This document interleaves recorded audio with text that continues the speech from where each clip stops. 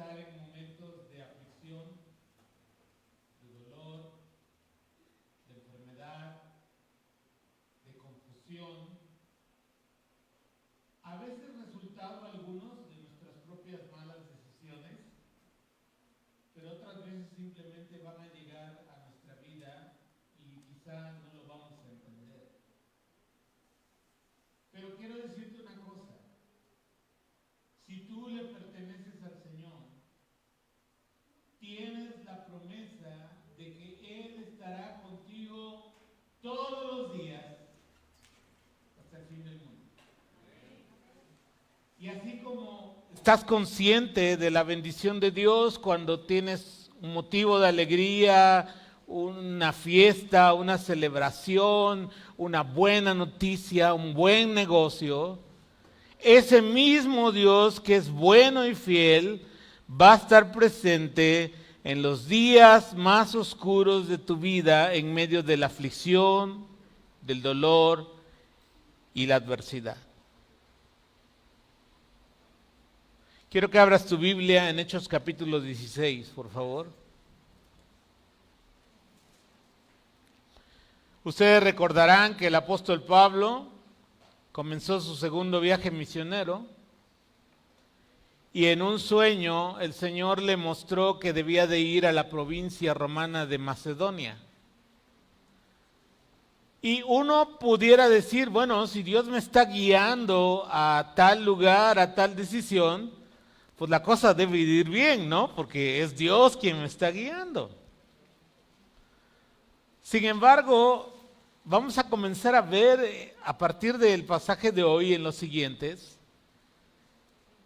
que a pesar de que Dios los manda a Macedonia, Pablo y su equipo misionero están enfrentando adversidades y algunas muy duras.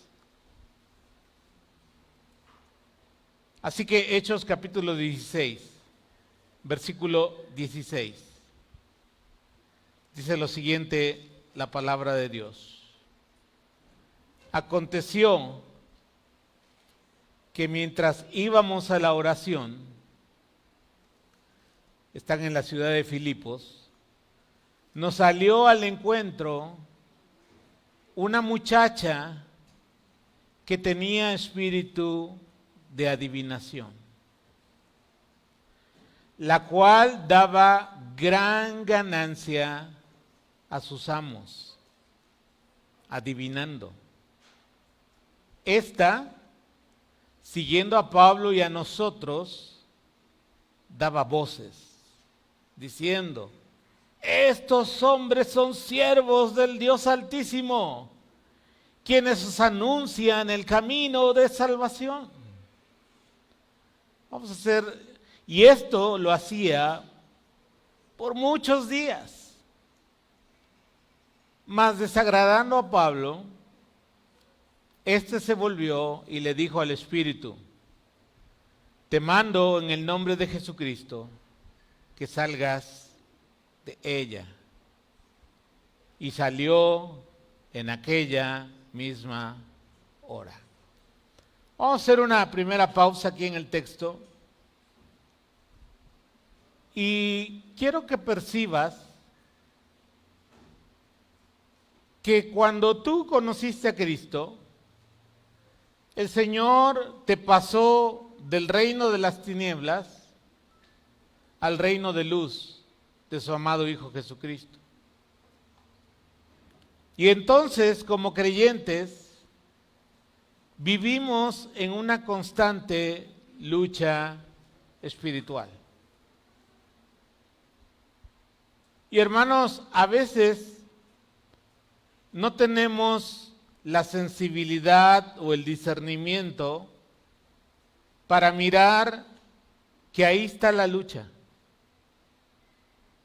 que el enemigo tiene estrategias bien probadas, bien pulidas, muy practicadas a través de los siglos, para poder hacer que los creyentes, fíjate bien, se desanimen y se vuelvan estériles en su vida cristiana y no experimenten el gozo de caminar con Cristo.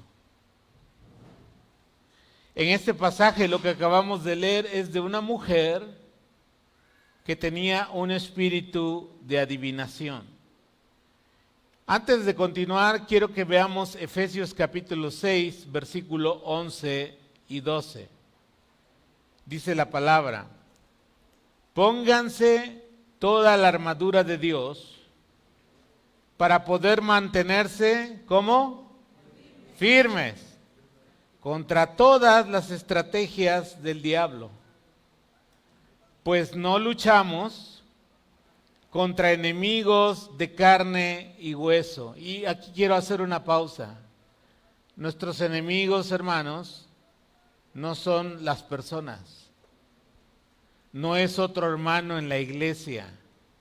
No es tu compañero de trabajo. No es tu vecino. La palabra dice que nuestra verdadera lucha está contra gobernadores malignos y autoridades del mundo invisible, contra fuerzas poderosas de este mundo tenebroso y contra espíritus malignos en los lugares celestiales. Ahora observen cómo se desarrolla esta situación ahí en Filipos. La mujer que tenía este espíritu de adivinación no estaba diciendo una mentira. Ahora, como solo leemos, no entendemos si lo decía de manera sarcástica, pero algo molestó al apóstol Pablo y él ejerció su autoridad en el nombre de Jesús para expulsar este demonio. Y hermanos, Dios nos advierte en su palabra que no juguemos con el mundo espiritual de las tinieblas. Mira, si antes de conocer a Cristo tuviste contacto con ese mundo y has nacido de nuevo, el Espíritu de Dios te protege. Pudiera ser que tuvieras algún tipo de opresión espiritual. Pero un verdadero creyente, escúchame bien, nunca va a ser poseído por un espíritu demoníaco. Porque no puede vivir en un mismo cuerpo el Espíritu Santo de Dios y un espíritu inmundo dentro de él. Hay ciertas denominaciones cristianas evangélicas, sobre todo de corte pentecostal o neopentecostal, donde a los pecados les llaman espíritu. Ahí es que tengo el espíritu de la flojera. Los adolescentes tendrían el espíritu de la flojera, ¿no? Pero no son espíritus, son conductas. Son pecados. Ay, es que estoy atado por el espíritu del alcoholismo, dicen algunos. No es un espíritu, es una adicción que se generó en tu vida. Es que, Señor, tengo el espíritu de la lujuría y lo quiero reprender. No es un espíritu. Son tus pasiones fuera de control, no entregadas al Espíritu Santo, y evítate ese error teológico de pensar que son espíritus. Pero, hermanos, Dios dice, mantente lejos de eso. Mira lo que dice Deuteronomio capítulo 18, versículo del 10 al 12. Dice la palabra en NTV. Por ejemplo, jamás sacrifiques a tu hijo o a tu hija como una ofrenda quemada. Porque en Canaán, al dios Moloc le ofrecían algunos de sus hijos para matarlo, sacrificio humano, quemarlo para obtener el favor de ese Dios. Y Dios le dice, jamás hagas eso.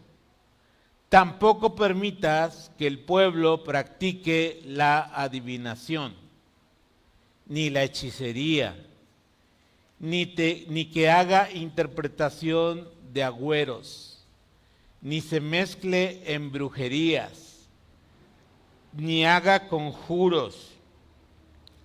Tampoco permitas que alguien se preste a actuar como medium o vidente, ni que invoque el espíritu de los muertos. Cualquiera que practica estas cosas es detestable a los ojos del Señor. Precisamente porque las otras naciones hicieron estas cosas detestables, el Señor tu Dios las expulsará a tu paso. Entonces, hermanos, nada de estar leyendo los horóscopos de la revista fulana. Nada de que te toman la mano y te quieren hacer la lectura de las rayas de tu mano. Mira, podrás estar sumamente desesperado por alguna situación económica, de salud, la que sea. Nada te da excusa para ir a este mundo oscuro en lugar de ir con el Dios vivo y verdadero que te ama y ha prometido estar contigo todos los días hasta el fin del mundo.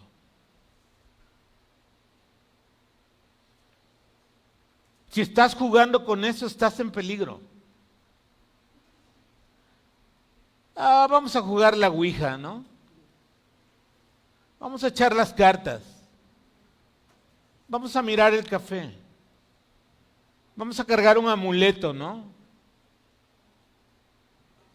Todo eso es abominable delante de los ojos de Dios. Y en el nombre del Señor te digo, si estás teniendo una práctica así en tu vida, deséchala, arrepiente de tu pecado, porque eres detestable a los ojos de Dios.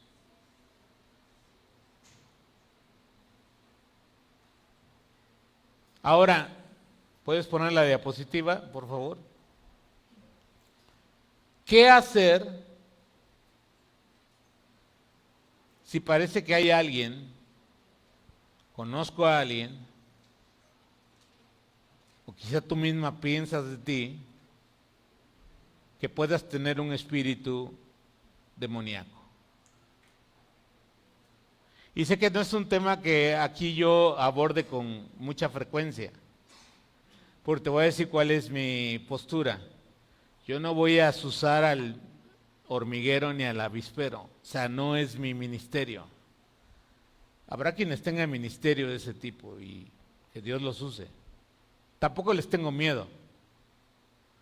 Pero si tú tienes un familiar, un amigo, o tú mismo piensas que tienes un espíritu demoníaco, bueno, si estás poseído, no eres del Señor. Así te lo digo. Así haya sido toda tu vida la iglesia. No eres del Señor. Entonces, lo primero que tienes que hacer es asegurarte, examinarte a ti mismo, si estás o no estás en la fe. Ahora, si hay alguien cercano a ti que pareciera tener una conducta que te hiciera sospechar que tiene un espíritu demoníaco, bueno, quiero decirte una cosa, no pasemos por alto que existen enfermedades de desórdenes mentales que no tienen que ver con un espíritu demoníaco. Muchas veces puede ser, por ejemplo, un cisticerco que está enclavado en alguna parte del cerebro que altera la conducta, puede ser un tumor. Pero puede haber ocasiones en que sí haya la presencia espiritual de las tinieblas en la vida de la persona. Y hay que hacer 5 cosas. Número 1, ora por discernimiento. Que Dios te revele si esa persona realmente está influenciada o poseída por algún espíritu de las tinieblas. Número 2, busca apoyo de creyentes maduros. Mira, si tú no andas bien en tu caminar con Dios, ni se te ocurra quererle hacer al valiente. Si no eres del Señor, ni se te ocurra. En Hechos 19, más adelante, vamos a ver una historia donde unos judíos que practicaban el exorcismo En el nombre de Jesús, del que predica Pablo, le dicen al que estaba poseído, y les puso una rastriza. Y seguramente, si no estás caminando bien con el Señor, va a pasar algo similar. Entonces, es bueno buscar el apoyo, no estar solo. De hermanos maduros en la fe. Y tú, todos somos pecadores y todos los días fallamos al Señor, pero una cosa es que yo esté en constante confesión de mis pecados y otra cosa es que yo esté apapachando o manteniendo un pecado recurrente en mi vida.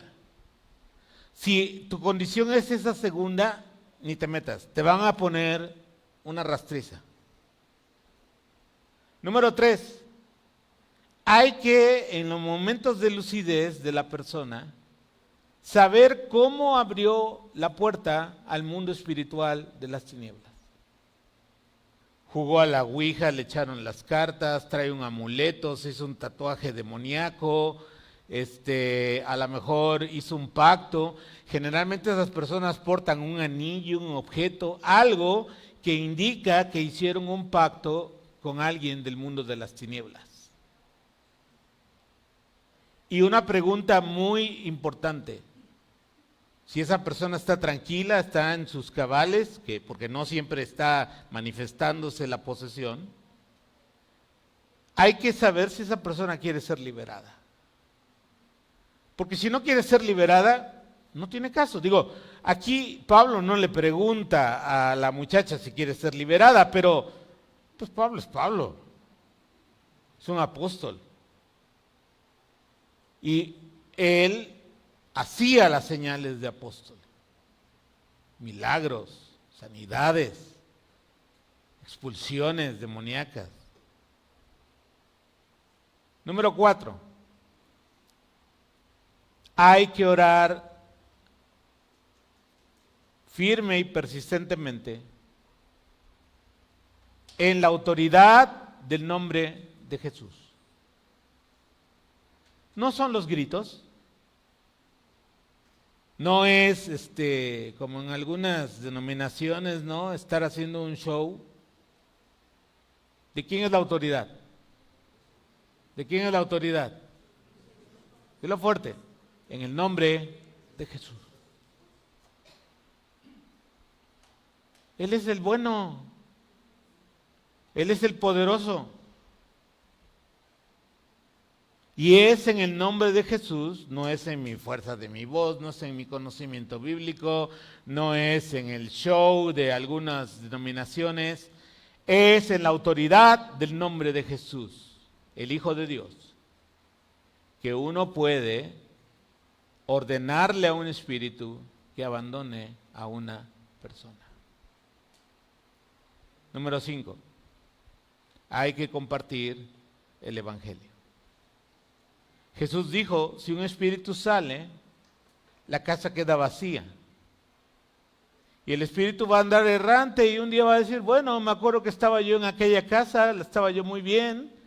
Y si regresa y ve que la casa sigue vacía, dice el Señor, no, va a tomar otros 7 peores que él y van a estar otra vez ahí dando lata.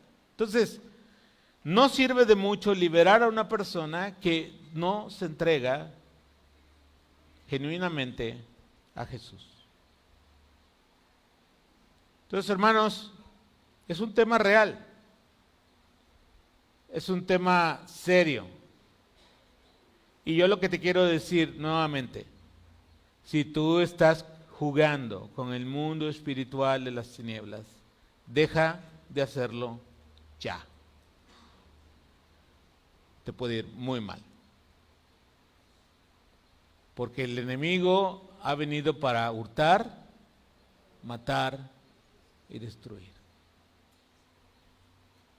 Pero hay autoridad en el que venció en la cruz del Calvario y vino para deshacer las obras del diablo en nuestro amado Jesús, el Hijo de Dios. Amén. Muy bien, Hechos 16, versículo 19 al 20.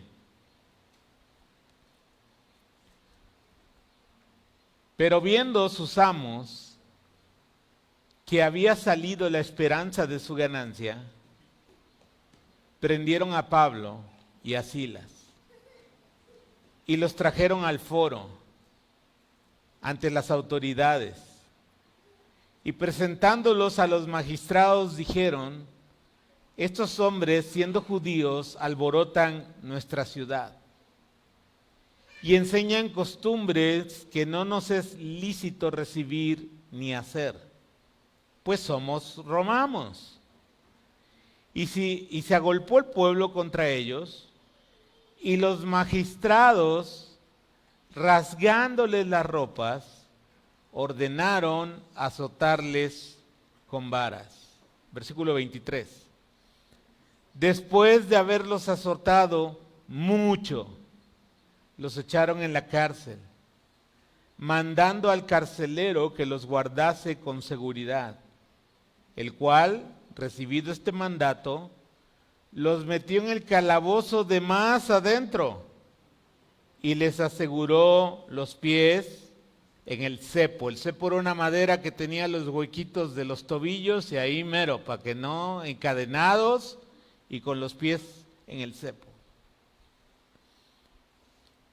Segunda pausa. Anunciar el evangelio, hermanos, siempre genera oposición. Siempre.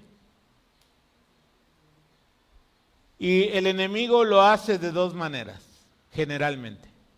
Número uno, ataca a los líderes con aflicciones, con problemas, con situaciones para desanimarlos. Por eso hace un rato oramos por todos los que están liderando en los ministerios dirigidos a la comunidad.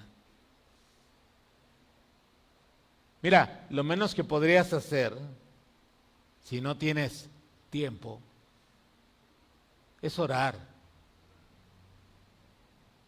Y pongo entre comillas lo menos, porque orar es súper importante. Pero el enemigo va a ir contra los líderes, en este caso Pablo y Silas. ¿Y qué hace con la iglesia? Fíjate bien, número 2, divisiones, debilitamiento y desánimo a los creyentes. El diablo se la sabe. Y puede ser que el diablo, y lo digo con mucho respeto, te esté usando a ti para dividir un sector de la iglesia. La división nunca va a venir de parte de Dios. ¿Se me escuchó?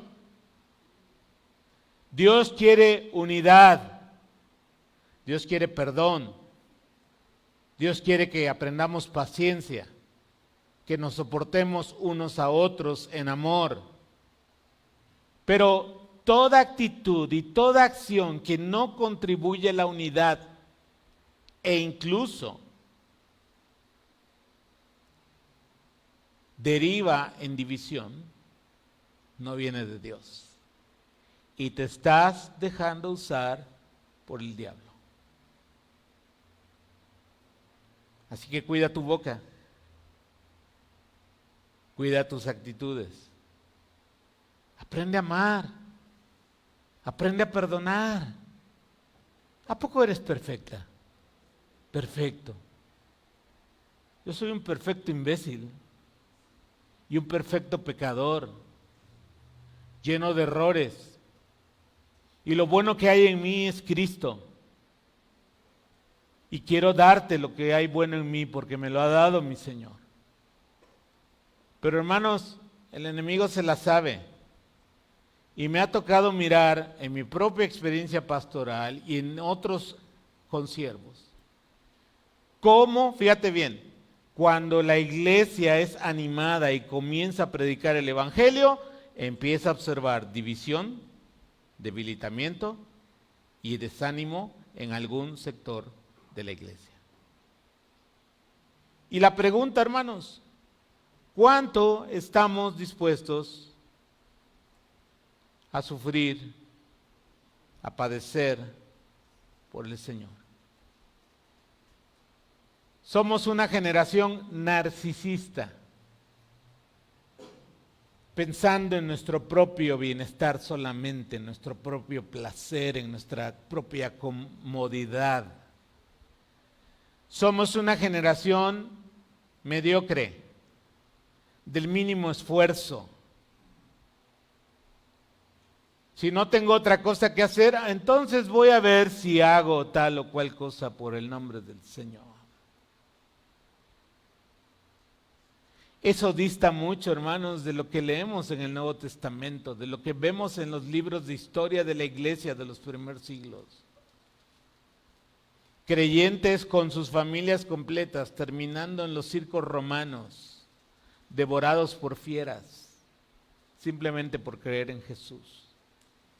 ¿Cuánto estás dispuesto o dispuesta a padecer por el Señor? A veces estamos cantando ahí, te daré lo mejor de mi vida. ¿Sí? Y lo voy a decir con mucho amor y respeto. Llegas tarde a la iglesia siempre.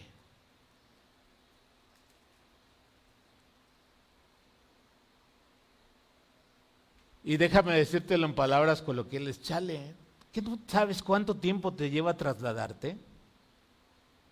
Por ejemplo, a mí me toma entre 17 y 18 minutos trasladarme de mi casa acá y procuramos salir entonces media hora antes para estar a tiempo.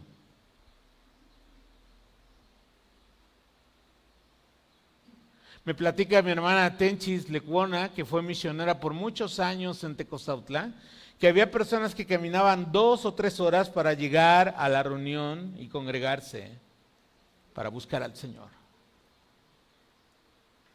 Tú tienes auto, aire acondicionado, tienes tu iWatch, tu alarma, pero es un asunto del corazón. Y yo quiero animarte en el nombre del Señor a que cambies esa mediocridad. El cristiano no debe ser mediocre en ningún aspecto de su vida. Nadie dijo amén. Salmo 105, versículos de 17 al 19. Dice lo siguiente. Luego envió a un hombre a Egipto delante de ellos. ¿A quién? A José, quien fue vendido como esclavo. Le lastimaron los pies con grilletes y en el cuello le pusieron un collar de hierro. Y ahora mira lo que dice la última parte de este pasaje. Hasta que llegó el tiempo, el momento de cumplir sus sueños. El Señor puso a prueba el carácter de José. ¿Quieres saber de qué estás hecho? ¿Quieres saber si eres genuino? La adversidad va a revelar tu carácter y tu corazón. Porque en los momentos de bonanza es fácil seguir al Señor. Ah, Señor está conmigo y gloria a Dios. Y en los días de las lágrimas, ojo, yo no estoy diciendo que no llores, que no te sientas mal, que no te sientas de repente solo, abandonado, pero hay que aprender a encontrar a Dios aún en esos momentos tan oscuros. Mira, en este proceso que Dios me está permitiendo vivir, te soy honesto, hay noches que me he sentido tan mal por los efectos del tratamiento, que me he dormido orando al Señor diciéndole, Padre, ya llévame a casa. Es suficiente. Y ahí en medio de ese dolor, de ese sentimiento de soledad, de esa debilidad, Dios me ha dicho, aquí estoy contigo.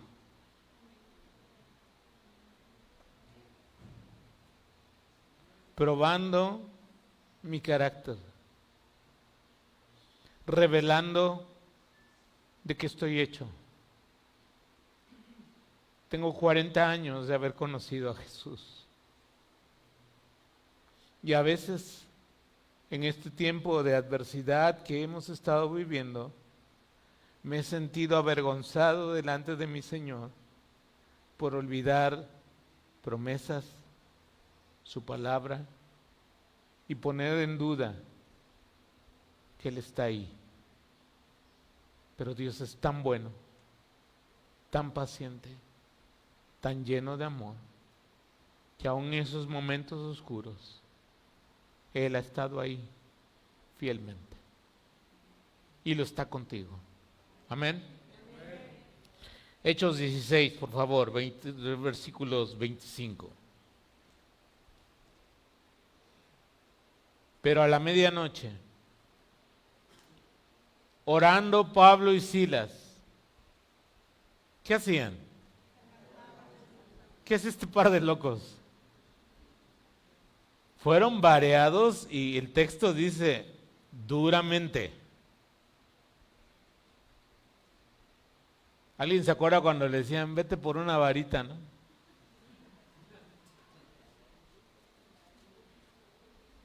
Y nada más. Los que son de mi generación y poquito para arriba se han de acordar que por lo menos el cinturón también hacía un sonido similar. Y duele. Pero este par de locos, voy a decirlo así con todo respeto, cantaban himnos a Dios. Y los presos los oían. Entonces sobrevino de repente un gran terremoto, de tal manera que los cimientos de la cárcel se sacudían y al instante se abrieron todas las puertas y las cadenas de todos se soltaron. Despertando el carcelero, era veladuerme, ¿no? Despertando el carcelero y viendo abiertas las puertas de la cárcel, sacó la espada y se iba a matar. Porque de todas maneras lo iban a matar si se habían escapado los presos. Eso era la pena para un descuido laboral de este tipo en aquella época, pensando en que los presos habían huido. Mas Pablo clamó a gran voz diciendo, no te hagas ningún mal, pues todos estamos aquí. Y él entonces, pidiendo luz, se precipitó adentro y temblando, se postró a los pies de Pablo y de Silas, y sacándolos les dijo, señores, ¿qué debo de hacer para ser salvo? Ellos dijeron, cree en el Señor Jesucristo y serás salvo, tú y tu casa. Y le hablaron la palabra del Señor a él y a todos los que estaban en su casa. Vamos a hacer una tercera pausa. Dios transforma la adversidad en oportunidad. Si tú respondes adecuadamente al tiempo de adversidad, Dios va a usar esa adversidad como una oportunidad para hacer que la luz de Cristo brille hacia los demás.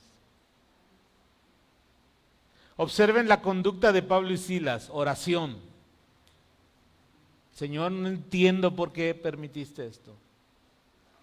No sé por qué está pasando.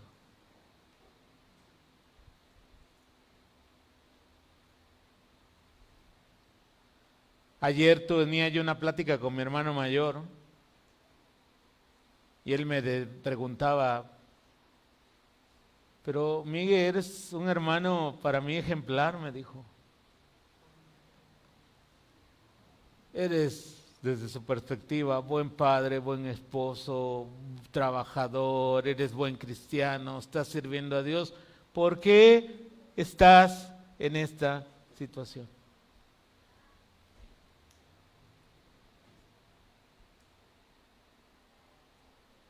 Y la respuesta teológica es sencilla. Somos una raza caída y vivimos en un mundo caído por el pecado. Y la enfermedad es parte de la experiencia humana.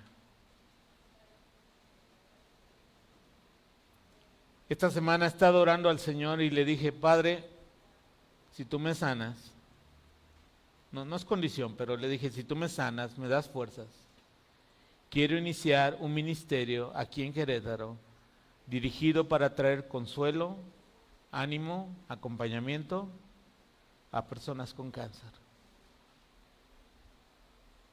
Y ahí está mi oración, y ayúdame a orar por eso. El otro día fuimos a ver al doctor, al oncólogo, y había un señor ya un poco mayor, a lo mejor tenía mi edad, pero ya un poco mayor. Y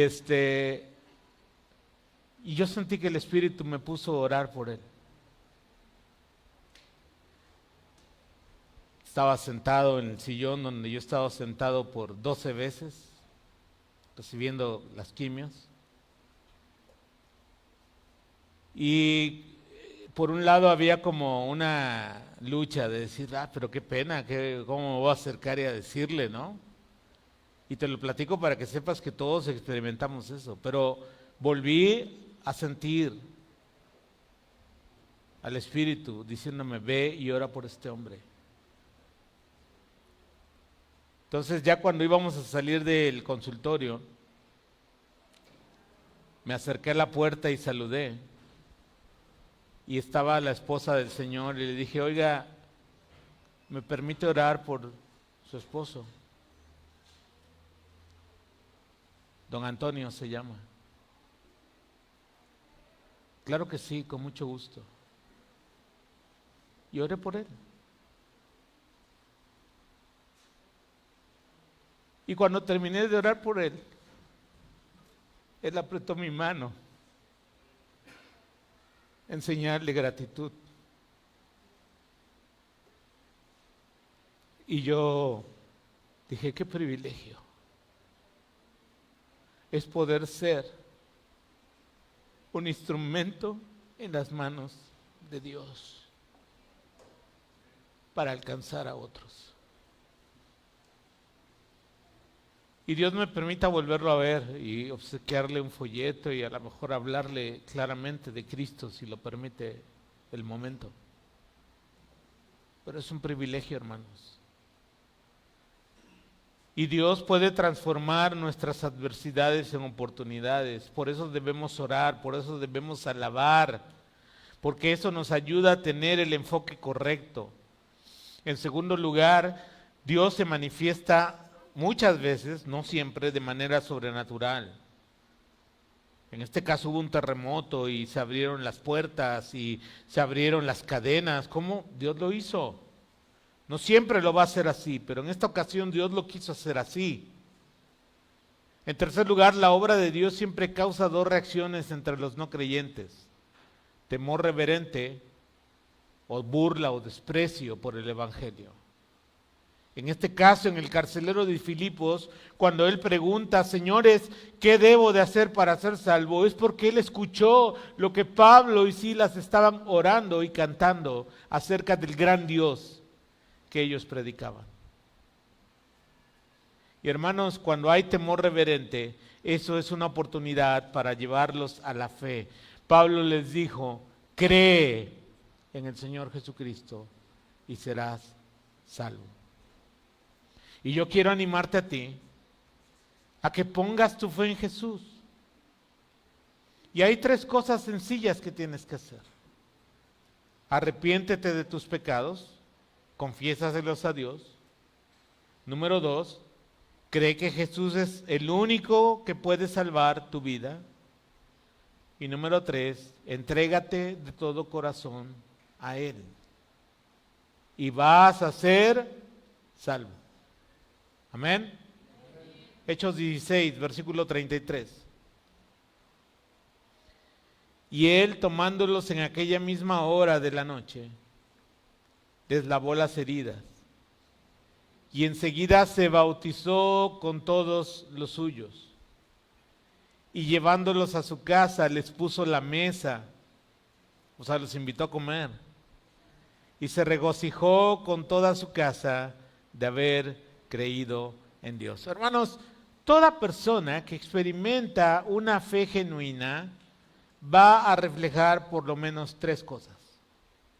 Número 1, buenas obras. Para eso fuimos salvos. Efesios capítulo 2, versículos del 8 al 10. Por gracia son salvos por medio de la fe, esto no es de vosotros. El versículo 10 dice, porque somos hechura suya, creados en Cristo Jesús para buenas obras, las cuales Dios preparó de antemano para que andemos en ellas. Número 2, un deseo de obedecer, de hacer lo que es agradable a Dios. Número 3, un gozo por conocer a Cristo. Mira, si tú no estás contento por conocer a Cristo, si tú no sientes alegría, las emociones son variables, ¿no? Hay días que estás plano, hay días que estás arriba, hay días que estás abajo. Pero en general, el gozo del Señor va más allá de las emociones. Y si tú no te levantas con relativa frecuencia diciendo, qué bendición es conocer a Jesús. Ojo, sería bueno que te examinaras si estás o no estás en la fe. Mira, quiero que veas lo que dice Tito 2:14. Él dio su vida para liberarnos de toda clase de pecado, para limpiarnos y para hacernos su propio pueblo, totalmente comprometidos a hacer buenas acciones.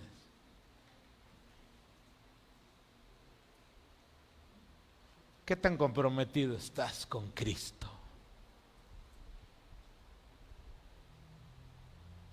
Pregúntate.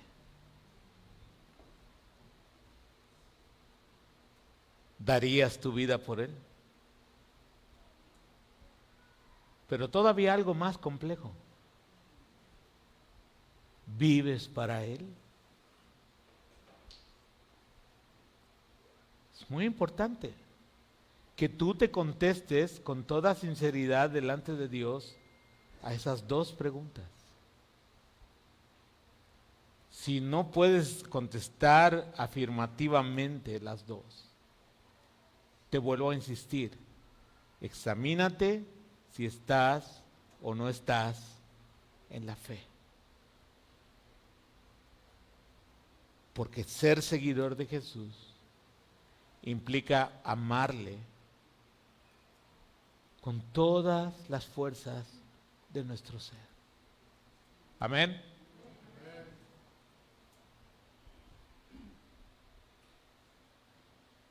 Sigamos, versículo 35 al 40. Cuando fue de día, los magistrados enviaron alguaciles a decir, suelta a aquellos hombres, y el carcelero hizo saber estas palabras a Pablo. Los magistrados han mandado a decir que se suelte, así que ahora salid y marchaos en paz. Pero Pablo les dijo, después de azotarnos públicamente sin sentencia judicial, siendo ciudadanos romanos, nos echaron en la cárcel y ahora nos echan encubiertamente. No, por cierto, sino vengan ellos mismos a sacarnos. Y los alguaciles hicieron saber estas palabras a los magistrados, los cuales tuvieron miedo al oír que eran ciudadanos romanos. Y viniendo les rogaron y sacándoles les pidieron que salieran de la ciudad. Entonces saliendo de la cárcel entraron en la casa de Lidia y habiendo visto a los hermanos, los consolaron y se fueron. Hermanos, Dios va a usar la adversidad para animarte a ti y animar a otros.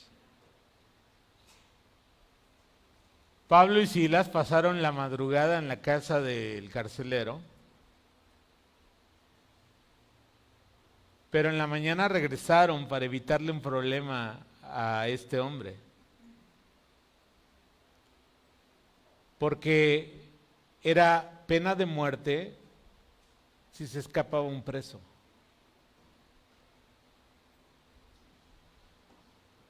Y ahora vean cómo Dios movió el pensamiento y la actitud de las autoridades civiles para ponerlos en libertad. Y aquí el texto nos revela algo de que Pablo y Silas eran ciudadanos romanos. Y sus derechos fueron violados. No sabemos cuál fue la razón por la que en el momento de la grilla y de la discusión y del tumulto, ellos no revelaron su ciudadanía. Pero el sufrimiento, la adversidad que ellos pasaron, resultó en bendición y salvación para una familia entera. Y aquí vamos a aprender algo que a lo mejor es difícil de tragar. Obedecer a Dios es más prioritario que nuestros derechos. Lo vuelvo a repetir. Obedecer a Dios es más prioritario que nuestros derechos. Porque vivimos en una sociedad donde se nos dice, tú tienes un montón de derechos. Y tú puedes ver a los muchachitos desde los últimos años de la primaria, la secundaria, la prepa, incluso la uni. Y el sistema les dice, tú tienes derechos, tú tienes derechos, tú tienes derechos. Y yo les digo, el otro día estaba hablando con una pareja de no creyentes y les decía, ¿y cuándo hay en esa misma clase hay una sección que diga, y estas son tus obligaciones como ciudadano de este país? Porque es chido reclamar derechos, pero todo derecho conlleva una obligación también legal. Pero Pablo y Silas, por alguna razón, antepusieron la obediencia a Dios sobre sus derechos como romanos. Ahora vean lo que ocurre. Ahora sí Pablo saca su credencial, su charola, ¿verdad? Les dice, miren, aquí se pasaron de lanza. Nosotros somos romanos. Ellos tenían derecho a todo un proceso legal por ser ciudadanos romanos. Y Dios humilló a los magistrados. Tuvieron que ir a rogarles, por favor, váyanse. Como buenos políticos, ¿no? Queriendo como, vamos a disolver esto, ¿no? Para que no nos cause una mala imagen, una mala reputación. Pasa como un sistema judicial nuestro, ¿no? De repente se aplica la frase de más vale pedir perdón que permiso, ¿no? Y primero te meten y ya luego dicen, disculpe, es que y vas para afuera, ¿no? Y como que tratan de que...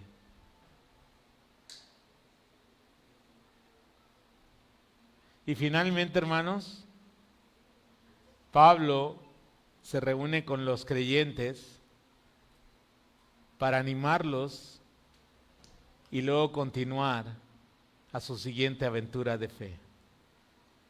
Y aquí quiero terminar con lo siguiente. Cuando los demás te ven, ¿tu vida anima a otros o los desanima?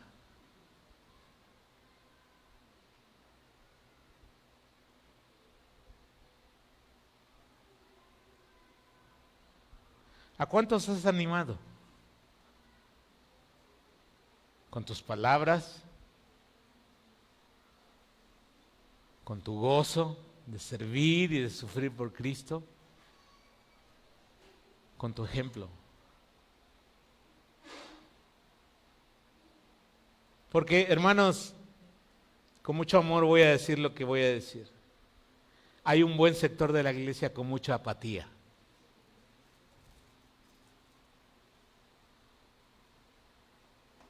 Y quiero decirte una cosa, me desanimas a mí y desanimas a otros.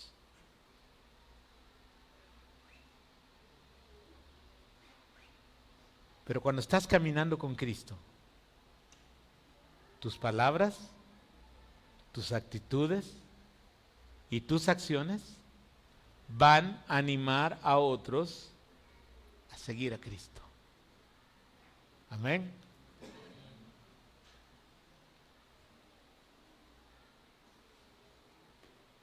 Romanos capítulo 8, versículo 18 dice: porque tengo por cierto que las aflicciones del tiempo presente no son comparables con la gloria venidera que en nosotros ha de manifestarse. Amén. Así que, hermanos, pidámosle a Dios que las adversidades que enfrentemos, Él las transforme en oportunidades para que la luz de Cristo brille en nosotros y alumbre a los que están en tinieblas. Cierra tus ojos y vamos a terminar con una oración. Padre, en el nombre de Jesús,